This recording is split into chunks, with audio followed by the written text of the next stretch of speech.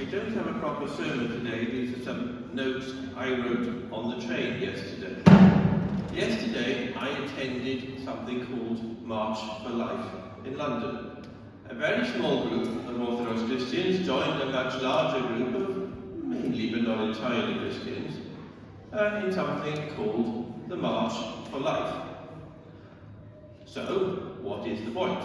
Well, the March for Life is a very kind of modern, trendy organisation, and they have this slogan, life from conception, no exception. And as I'm not very good at marching and demonstrating, it's not my comfort zone, but we walk through the streets of London saying, life from conception, no exception.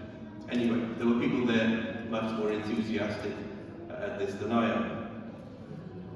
The essential message for us is that a crisis pregnancy, even rape, these circumstances which surround the conception of a child, they do not affect the humanity of the child. And just before the march, there were a couple of talks by different people, and one was a young woman who had mental health problems, and she had one child, and she became pregnant again when the child was only, I think, 7 or 8 months old, and social services were threatening to take away both her already born child and the new baby when it was born. And they tried to encourage her to have an abortion, but she met some people from the pro-life movement who helped her, gave her a lot of support, which she obviously needed, and in fact she brought with her to the talk yesterday the little baby, well, he's a 3-year-old now, who, of course, if social services, etc. had their way, this child would not have been born. Each child is created in the image and likeness of God.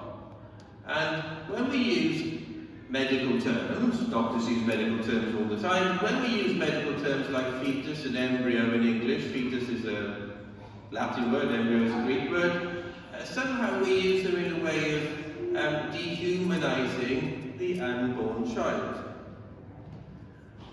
Remember the Gospel account of the Panagia greeting her cousin Elizabeth. As the Panagia approached, carrying the Son of God in her womb, St. John the Baptist leaped for joy in the womb of his mother Elizabeth.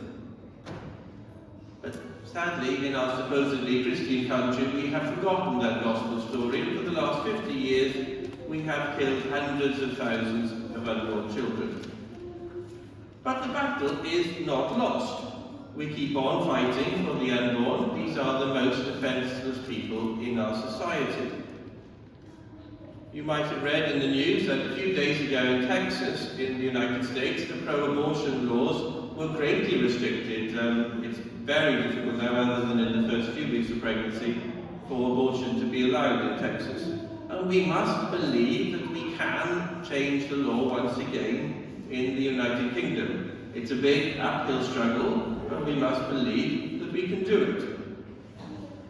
So that's why I didn't write a sermon, because yesterday I went to London as part of this small group of Orthodox Christians witnessing to our faith in the sanctity of all human life. And I would ask you to keep the pro-life movement in your prayers. Through the prayers of our Holy Fathers, Lord Jesus Christ, our God, have mercy upon us and save us.